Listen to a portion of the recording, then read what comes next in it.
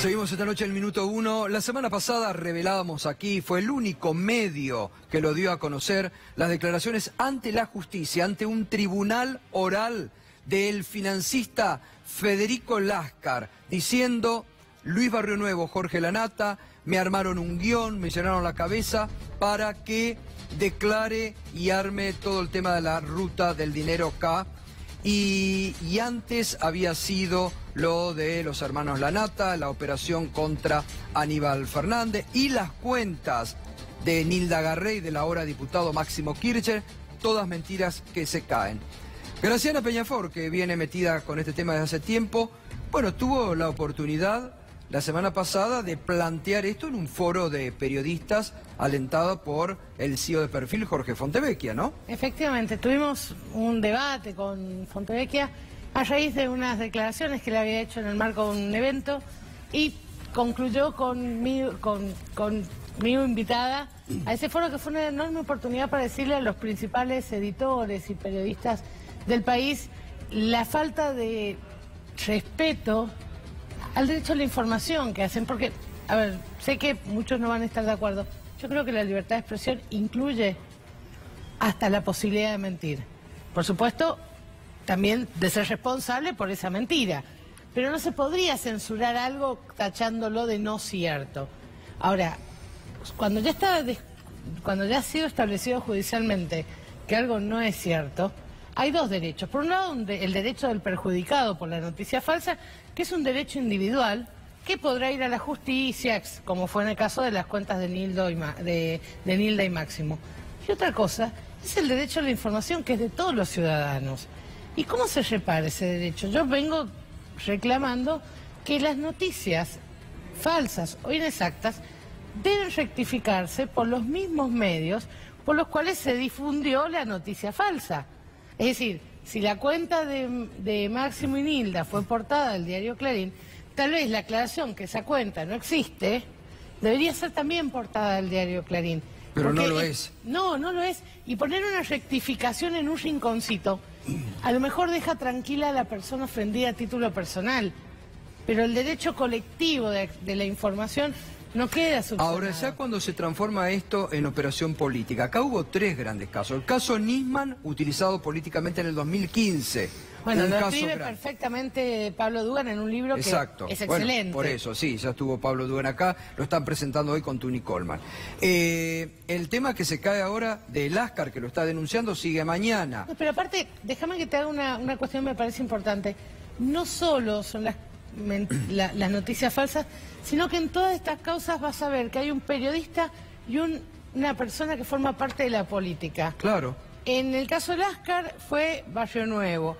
En el caso de los hermanos Lanata fue Carrió prestando su living. En cada uno, en el caso, ni hablar, en el caso Cuadernos, donde siempre hay un factor político aunado a un factor periodístico, lo cual me hace pensar si no es una forma de intentar construir poder político en el mal sentido, poder político que es una fachada, pero que durante el tiempo que dura la mentira o que dura la información falsa, produce sus efectos. Mucho daño. Produce mucho daño, y aparte le produce daño a la sociedad. A mí, y al periodismo ni que hablar. A ver, yo creo que el periodismo, vos sabés, lo hemos discutido ya alguna vez, el periodismo tiene que resignar esa pretensión de objetividad que no la tiene, porque, a ver, vos sos periodista y podemos decir de este celular cosas muy distintas, el celular va a ser el mismo. Exacto. Hay una toma de posición sobre lo que uno va a decir y el periodista lo tiene que, y no va a ser mal periodista porque asuma que hay una posición subjetiva. Pero el objetivo es que es un celular. Acá claro. Estamos olvidando el objetivo. Claro, Inventamos. Bueno, sin contar algo que a mí me parece tremendo, que es la incidencia de esas mentiras y de esas noticias falsas en un poder judicial que además ha perdido, no solo la Constitución y el norte, ha perdido la decencia. Exacto. Y a mí me parece que es tremendo, porque esas mentiras terminan con personas, por ejemplo, detenidas. Claro. Total. Está la libertad en juego de la persona. Digo, está el buen nombre de las personas.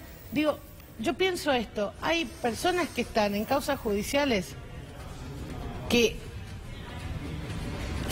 no pueden acceder a un mínimo de justicia porque los jueces y los fiscales tienen miedo que los medios nos maten. Tal cual. Claro, Digo, totalmente. veamos la presión Sí, que sí. sufrió Casanelo cuando... Bueno, claro. Lo obligaron a llamar indagatoria a Cristina cuando él... A ver, no solo lo decía Casanelo, lo decía Martínez, la abogada de, creo que es de Stolbizer. Dice, mire, la verdad es que no hay prueba. La obligaron a llamar a Cristina Bueno, indagatoria. en el caso Nisman, las presiones a Rafecas desde el periodismo para A que Rafecas cambie. lo sometieron a un procedimiento en el Exacto. Consejo de la Magistratura. Casi lo echan. Un papelón, un papelón. Aparte, son tan absurdos que tuvieron la mala suerte que a Rafecas también le cayó otro memorándum, que era el memorándum de Qatar. Y Rafecas dijo lo mismo con Qatar. Dijo, mire, materia política Tema no político, justiciable. Está bien. Jorge, ¿cómo estás analizando todo esto? Las mentiras que se caen.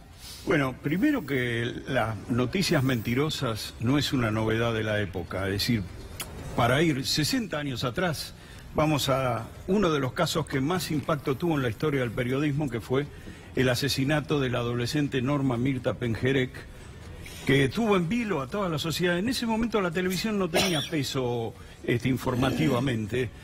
Tuvo en vilo a toda la sociedad a través de los diarios, Diario campañas Crónica. que duraron meses. Diario Crónica todos los días. ¿te acuerdas? Impresionante, y instalaron la culpabilidad de Pedro Vecchio, un zapatero de Florencio Varela, y lo acusaron de que organizaba orgías con adolescentes. Es decir, en ese momento existía. La diferencia es que en esta época, con las redes sociales, el alcance que tiene una mentira es infinito. Es una cosa impresionante. Fíjate, a mí me llama la atención, por otro lado, uno o dos rasgos de las causas fabricadas, ¿no es cierto? Muchas de ellas están basadas en testimonios de personajes oscuros, truchos o directamente delincuentes. Los hermanos Lanata, el Ascar es un financista también muy cuestionado. Fariña. Claro, el caso de los cuadernos, un chofer que habla como Carlos Monzón, decía alguien, y escribe como García Márquez, un personaje que además quemó los cuadernos. Se habla de la causa de los cuadernos sin cuadernos. Quiero decir, muchas de esas causas fabricadas están basadas en personajes que no son creíbles de por sí, que el sentido común dice estos tipos están usando otra cosa. ¿No es cierto? No sé, Alejandro, vos desde tu rol de periodista, pero ahora como diputado, ¿qué se puede hacer para ir cambiando esto? Mira, dos cosas que me gustaría diferenciar. Primero, la opinión de lo que es la noticia. Una cosa es la opinión obviamente que todos podemos opinar diferente. La noticia es, más allá de que tomamos un lugar, uno cree que puede relatarla. La otra cuestión es, lo que decía Jorge, me parece que es muy atinante. Esto es, hoy tenemos una manipulación digital.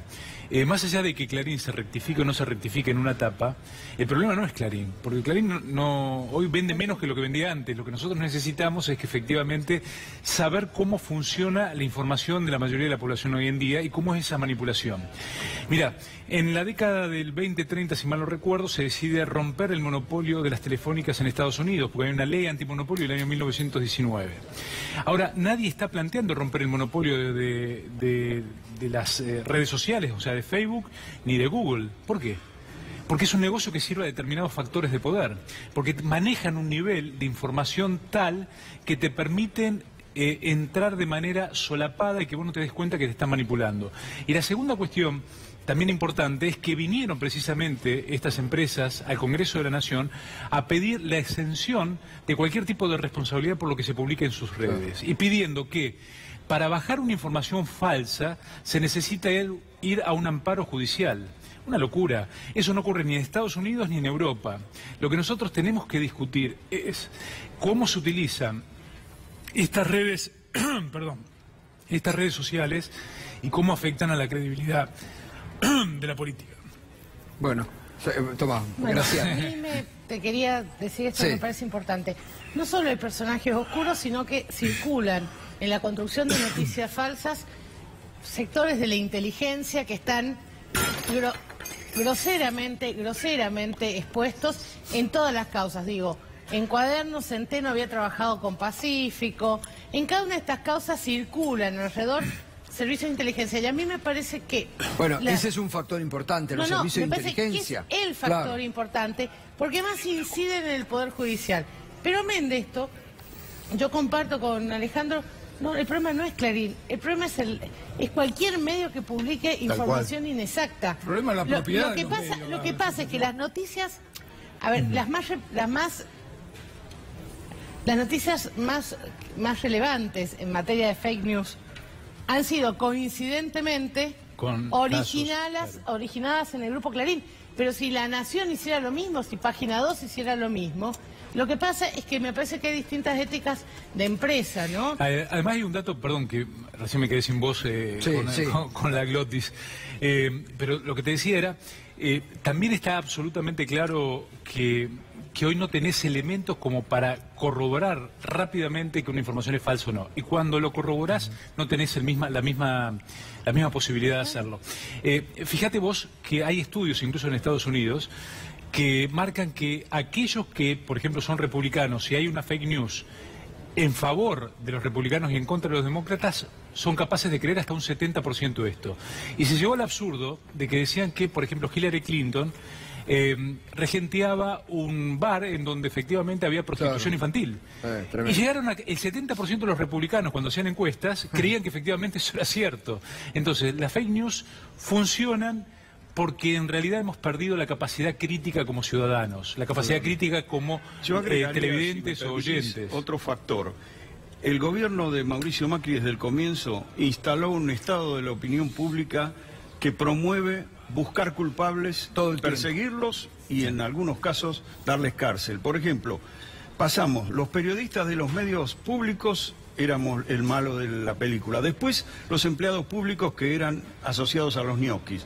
Después los sindicalistas, después los abogados laboralistas, después los docentes, después los mapuches. Después terminaron con los extranjeros pobres y últimamente con los trabajadores de aerolíneas argentinas. Buscan siempre, en ese clima de búsqueda de culpables, prende como en campo seco las denuncias, ¿no? Bueno, abierto el debate. Me parece un 30 segundos, importantísimo para señalar. Y algo que hay un mal tratamiento de los periodistas vinculado a estas causas con la presunción de inocencia que tienen todos. Claro. No solo la vulnera el Poder Judicial vergonzoso en la Argentina a través del abuso de la prisión preventiva, sino que lo vulneran los periodistas cuando exponen a las personas, las tratan como culpables e incluso llegan a exigir públicamente la sentencia que a ellos les parece. Claro. Y me parece que los funcionarios, los periodistas y las personas comunes tenemos que entender que la justicia no es un tema de encuestas, no es un tema de opinión pública, no es un tema de lo que me parece o me deja de parecer, es un procedimiento judicial que tiene que ser hecho con las garantías constitucionales. Bien.